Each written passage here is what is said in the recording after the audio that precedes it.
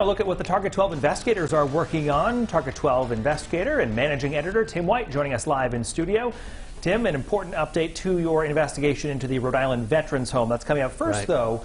As we reported, Lieutenant Governor Dan McKee has now released a list of names of people that have at least applied to be Lieutenant Governor once he becomes governor.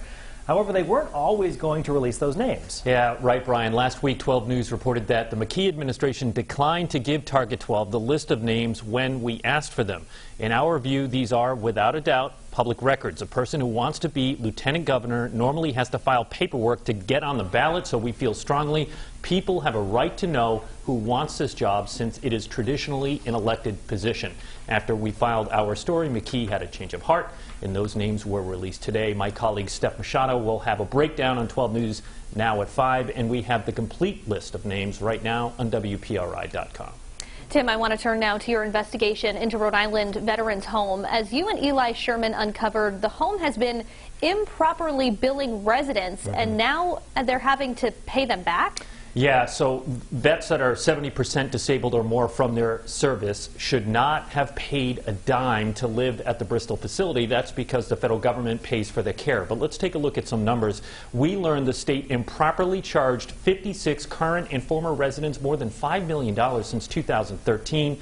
A Veterans Home spokesperson says as of January, they have reimbursed $2.3 million to about half of those identified. Look, I talked to the son of one of the veterans who lived at the home. His dad died in 2015, and he says it's money his mother, who was battling cancer, could have used at the time. They basically took 80% of his income. The fact that he was the major income earner in the family basically took that income away from her at that moment in time. And Tim, just one of the surprising points out of this investigation, the state is not paying interest on that money. Well, Brian, not only are they not paying interest on the improperly withheld funds because the state claims the U.S. Department of Veterans Affairs does not require it, but families are learning they will likely have to pay taxes on those reimbursements, which is obviously a very tough pill to swallow. Target 12 investigator Tim White, thank you. My pleasure.